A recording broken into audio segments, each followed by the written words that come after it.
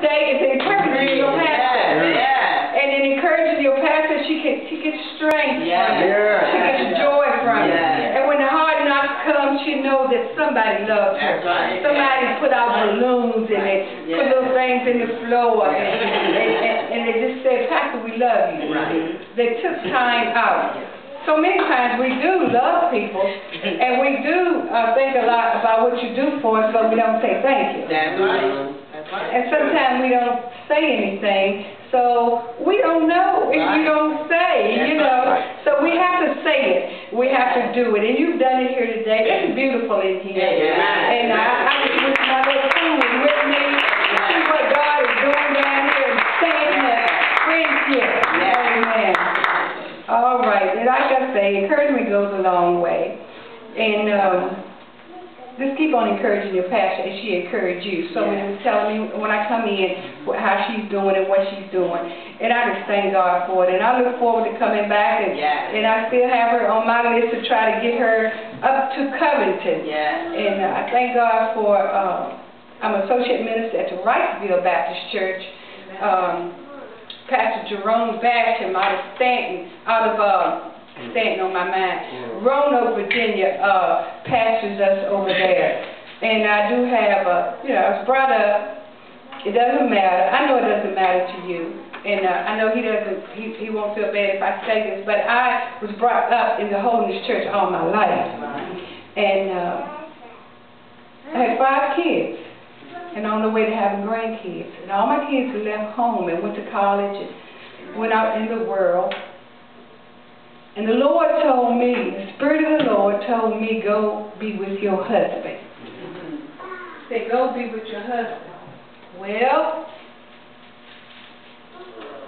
just like when he told me to preach, I said, like, Lord, I was in the Church of God in Christ, Reverend Turner. I said, but you know, they don't have women preachers in the Church of God. And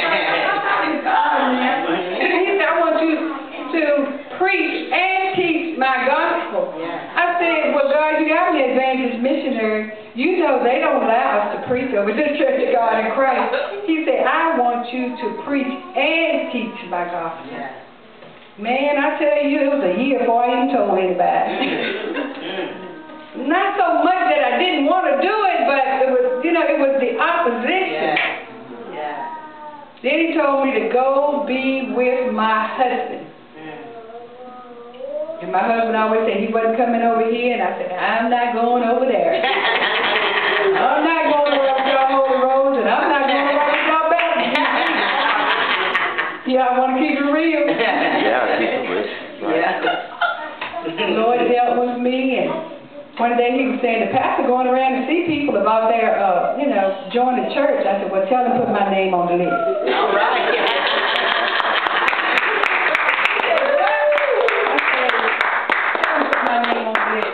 I want to join this church.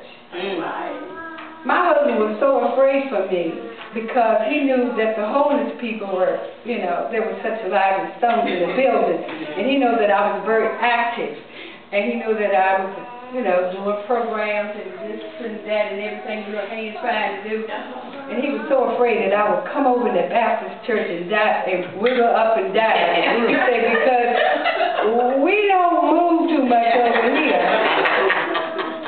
But I obey God. I obey God. First thing, Reverend Turner, Pastor Basham said, we're going to have to get you ready for the preacher trial sermon. The evangelist license will not work. Well, any other time I would have had a certain kind of argument, but I knew that was God. That was His way. Preachers had told me, you just keep doing what you're doing, God going to work it out. As soon as I got over to the Baptist church, God made a way for me to preach. Look at God. Somebody ought to say, praise the Lord. Somebody ought to say, hallelujah. Because God knows what He's doing. And He knows how to do it. And I was thank God, my husband said that, my wife come over and he said this and that and that. I said, yeah, I had to bite the bullet. Any women in here had to bite the bullet? I said, yeah, I had to bite the bullet.